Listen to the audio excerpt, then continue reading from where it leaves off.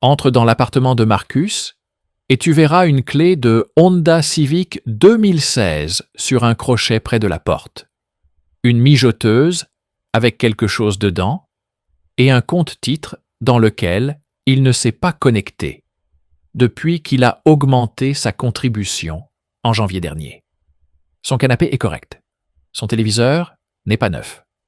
Il y a un sac de riz à moitié entamé sur le plan de travail et un calendrier sur le réfrigérateur avec 400, 1K, plus 1%, écrit le premier jour de chaque année depuis 2019. Entre chez Derek et la première chose que tu remarques est la machine à expresso à 3 800 $, encore dans sa boîte. Un achat du Black Friday qu'il n'a pas encore installé. Il y a une pile de retours de commandes en ligne près de la porte, 2 notifications d'applications de trading sur son téléphone et un reçu de parking pour la place à 47 $ par jour au centre-ville, parce que le parking à 22 $ est à 6 minutes à pied. Derek a l'intention de vérifier le solde de sa carte de crédit depuis octobre, et cela lui fait un peu peur. Même ville, même intitulé, de poste, salaire similaire, mais des résultats financiers totalement différents. Marcus possède 340 000 $ d'investissement à 36 ans. Derek a 11 000 $ et une mensualité de voiture de 780 $ qu'il se convainc de ne pas regretter chaque fois qu'il démarre le moteur. Ce n'est pas une histoire de revenus. C'est une histoire de 10 habitudes peu glamour qui produisent réellement des résultats. Habitude 1. Automatiser l'épargne avant que ton cerveau ne s'en mêle. Une secrétaire dans une grande entreprise a un jour acheté 3 actions de son employeur pour 180 $. A activé la réinvestissement automatique des dividendes, puis n'a quasiment plus rien fait pendant des décennies en menant une vie modeste. Après environ 75 ans, ces actions valaient plusieurs millions de $.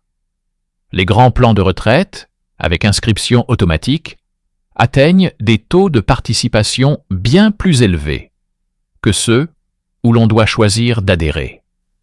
Parce que, lorsque l'épargne devient un choix conscient, ton cerveau doit arbitrer entre quelque chose de concret aujourd'hui et quelque chose d'abstrait dans des décennies.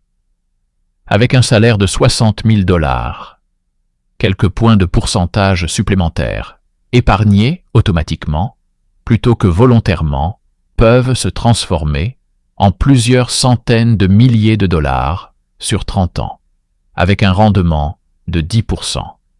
Non grâce à un placement spécial, mais parce que l'épargne est la norme, et non un débat mensuel. Habitude 2. Conduire un véhicule payé et un peu embarrassant. La mensualité moyenne d'une voiture neuve tourne aujourd'hui autour de 748 $. Les prêteurs allongent les durées de crédit de 4 à 6 ans, puis à 7, voire 10 ans, afin que la mensualité paraisse plus faible alors que le coût total augmente et que la voiture perd vite de la valeur. À la 5e année d'un prêt sur 7 ans, beaucoup doivent plus que ce que vaut la voiture, la font reprendre, transfèrent le capital négatif dans un nouveau crédit et redémarrent le cycle. Ces 748 $ par mois, investis pendant 30 ans dans un large indice boursier avec 10% de rendement, peuvent devenir bien plus d'1,5 million de $. Un pompiste devenu ensuite agent d'entretien dans un grand magasin conduisait une voiture d'occasion modeste, portait une veste rapiécée avec une épingle de sûreté et a pourtant laissé des millions à des institutions locales. La mensualité de voiture est souvent le symbole de statut le plus coûteux du pays. Habitude 3. Cuisiner à la maison comme si ta retraite en dépendait. Marcus utilise sa mijoteuse 2 fois par semaine, dépense environ 80 $ au supermarché et prend la plupart de ses repas chez lui. Derek commande à emporter plusieurs soirs par semaine, sort au restaurant le vendredi et achète son déjeuner près du bureau chaque jour, parce que préparer un repas lui semble prendre 15 minutes qu'il n'a pas. Derek dépense environ 900 $ par mois pour la nourriture. Marcus dépense environ 420 $. La différence mensuelle de 480 $, investie pendant 25 ans à 10%, peut devenir environ 630 000 $. Un repas cuisiné à la maison revient en moyenne à quelques dollars par portion, alors qu'un repas au restaurant coûte souvent plus de 20 $. Au fil des années, juste un dîner se transforme discrètement en écart à 6 chiffres. Habitude 4. Acheter une maison plus petite que le montant que la banque accepte de financer. Le rôle de la banque est d'estimer la mensualité maximale que tu peux payer, sans faire défaut rapidement, pas ce que tu peux assumer confortablement. Un foyer qui gagne 100 000 $ par an et maintient ses coûts de logement à 25% du revenu, plutôt que 35%, libère 10 000 $ par an, avec un rendement de 10% sur 30 ans. Cela peut représenter environ 1 800 000 $.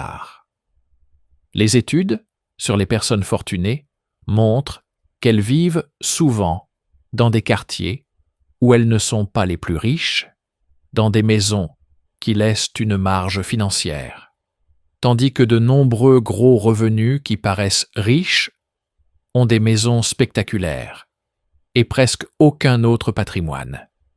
Quand les charges fixes sont faibles, une panne de chauffage ou une réparation de voiture est un désagrément, pas une crise. Habitude 5. Suivre chaque dollar comme s'il avait un meilleur endroit où aller. Beaucoup affirment avoir un budget, mais dépassent régulièrement leurs limites.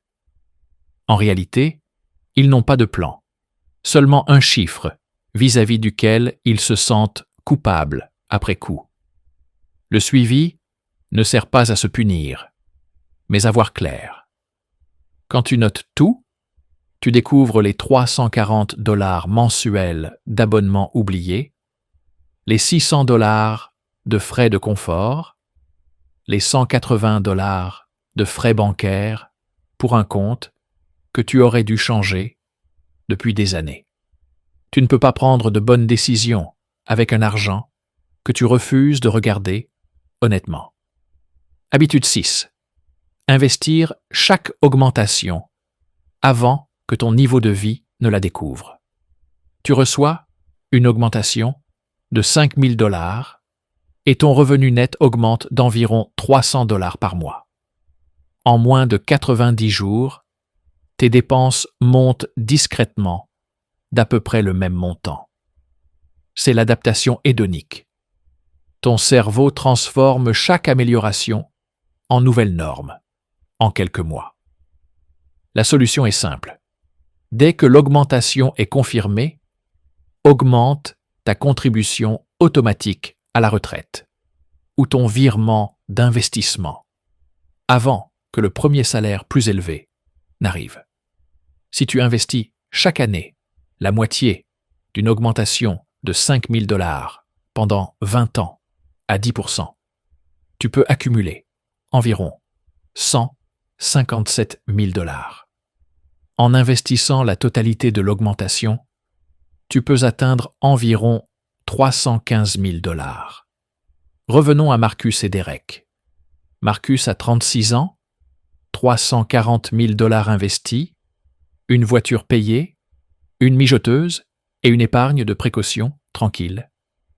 Il n'est pas encore riche, mais à ce rythme, vers le milieu de la cinquantaine, il aura probablement entre environ 1 200 000 et 1 500 000 $, sans changer de métier, simplement en répétant ses habitudes peu spectaculaires et en laissant agir les intérêts composés.